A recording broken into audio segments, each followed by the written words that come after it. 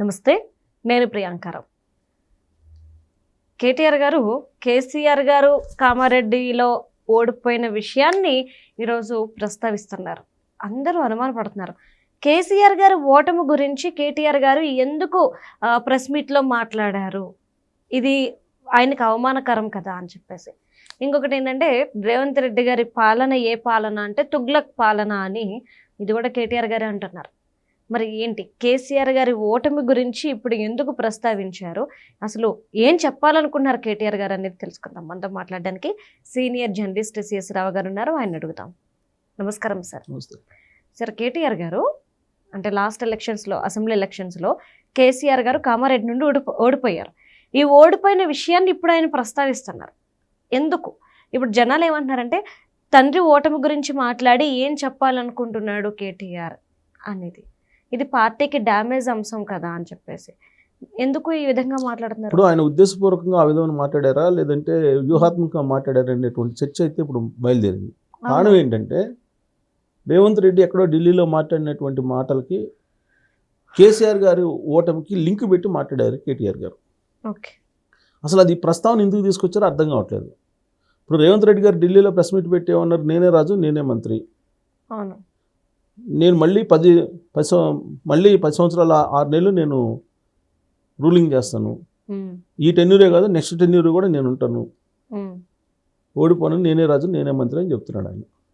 ఈ వ్యాఖ్యలు విన్న తర్వాత కేటీఆర్ గారు మీడియా ముందుకు వచ్చేసి ఇతను తొగలకు పరిపాలన చేస్తున్నాడు తెలంగాణలో, ఇవి మొదలుపెట్టాడు. మళ్ళీ రిజల్ట్ ఇచ్చి 24 గంటలు కూడా కాల మున్సిపల్ ఎన్నికల్లో బీఆర్ఎస్ పార్టీని చీకొట్టారు తెలంగాణ ఓటర్లు.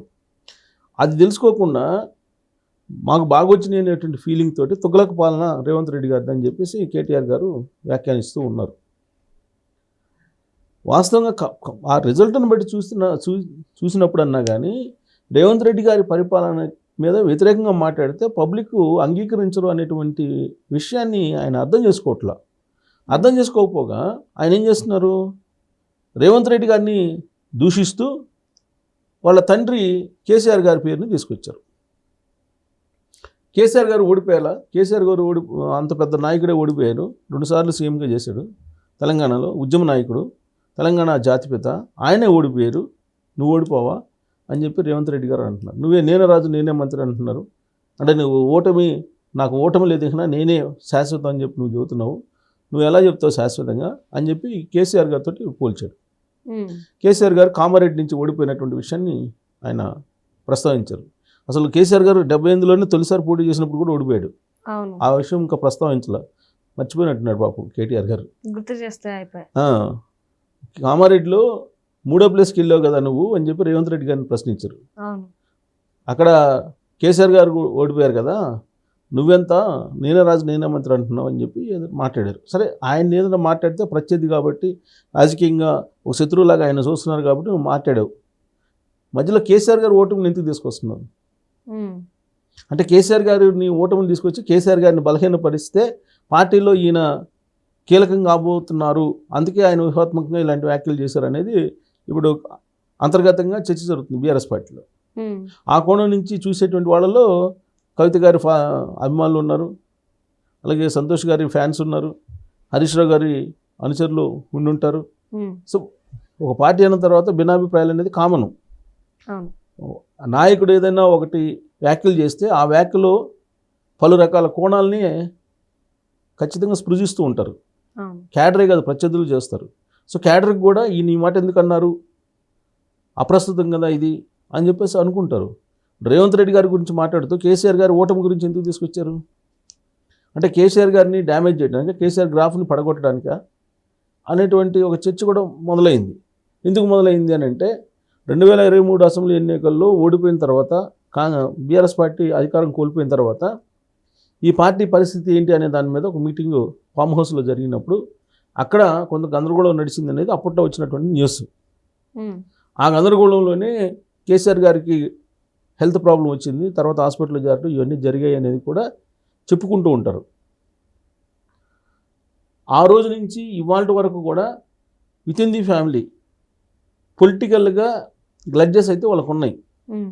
పొలిటికల్ గ్లడ్జెస్ క్రమంలో ఏం జరుగుతుంది ఇంటర్నల్గా ఫామ్ హౌస్లో అనేది స్పష్టంగా ఎవరికీ తెలియదు. అసలు కేసీఆర్ గారి ఆరోగ్యానికి ఏమైంది కూడా ఇప్పుడు అఫీషియల్గా చెప్పట్లేదు. నిన్న మొన్న కూడా కేసీఆర్ గారు మున్సిపల్ ఎలక్షన్లు ఎంత జరుగుతుంటే కనీసం ప్రెస్ నోట్ అయినా రిలీజ్ చేయలేదు, వీడియో అయినా రిలీజ్ చేయలేదు. ఆయన ఆరోగ్యానికి ఏమైందని చెప్పి ఆయన అభిమానులు ఎదురు చూస్తున్నారు. సరే, ఎవరు అవుననుకున్నా కాదనుకున్నా ఉద్యమంలో ఆయన ఉన్నారు కీలకంగా. సరే, తెలంగాణ జాతిపిత ఆయన ఎవరనుకున్నా, ఆయన అనుకున్నా, లేదంటే జయశంకర్ గారు అనుకున్నా, లేకపోతే కోదండరామ్ గారు అనుకున్నా, ఎవరు ఏం కావాలంటే ఎవరిని అనుకున్నా కానీ కేసీఆర్ గారు అంటే ఆ ఉద్యమాన్ని నడిపారు అనేటువంటి ఫీలింగు చాలామందిలో ఉంది. ఇవాళకి కూడా కొంతమంది అభిమానుల్లో అదే ఫీలింగ్ ఉంది. కేసీఆర్ గారు అయితేనే తెలంగాణకి న్యాయం చేస్తారు అనేటువంటి ఫీలింగ్ చాలామందిలో ఇప్పటికీ కూడా ఉంది. అంటే ఆయన అభిమానులు ఉన్నారు. మరి ఆయన ఆరోగ్యం గురించి వీళ్ళందరూ ఆందోళన చెందుతుంటారు కదా. మరి ఎందుకు ఆయన ఆరోగ్యం గురించి రహస్యంగా పెడుతున్నారు?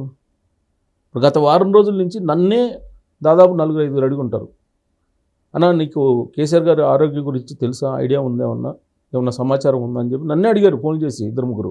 ఓకే, నాకు తెలియదు, నాకు కరెక్ట్గా అఫీషియల్ ఇన్ఫర్మేషన్ అయితే లేదని చెప్పా. అలా ఆందోళన చెందే వాళ్ళు ఎంతమంది ఉంటారు? ఇలా చాలామంది ఉంటారు. వాళ్ళందరికీ ఆయన హెల్త్ బులెటిన్ రిలీజ్ చేయాల్సిన అవసరం ఉందా? ఒకవేళ బాగాలేకపోతే, లేదు బాగుంటే మున్సిపల్ ఎలక్షన్ జరుగుతున్నప్పుడు ప్రెస్ నోటో లేదంటే ఒక వీడియోనో రిలీజ్ చేస్తారు కదా. అంటే వీడియోని రిలీజ్ చేయలేనటువంటి పరిస్థితుల్లో ఆయన అనారోగ్యంగా ఉన్నారు అనేటువంటి భావన పబ్లిక్లోకి వెళ్ళిపోయింది.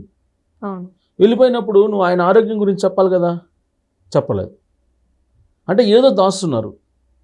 దాయడంతో పాటు ఇప్పుడు కేసీఆర్ గారి ఓటమిని గురించి ప్రస్తావిస్తున్నారు. సరే, కేసీఆర్ గారు ఓటమిని గురించి ప్రస్తావించిన తర్వాత మళ్ళీ ఇంకో 2 పేర్లు కూడా తీస్తున్నారు ఆయన. మరి నేను కేసీఆర్ గారి గురించే కాదు మిగతా వాళ్ళ గురించి మాట్లాడని చెప్పుకోవడానికి ఇందిరాగాంధీ గారి పేరు తీశారు, ఎన్టీ రామారావు గారి పేరు కూడా తీశారు. రాజకీయాల్లో ఓటమి అనేది మహామహులు ఓడిపోయారు. ఇందిరాగాంధీ గారు ఓడిపోయారు, ఐరన్ లేడీ ఆఫ్ ఇండియా అంటారు, ఆవిడే ఓడిపోయారు. మీ పార్టీ ఆవిడ కూడా ఓడిపోయారు, ఆమెకన్నా గొప్ప నువ్వు అని చెప్పి ఒక ప్రశ్న. ఎన్టీ రామారావు గారు ఓడిపోయారు.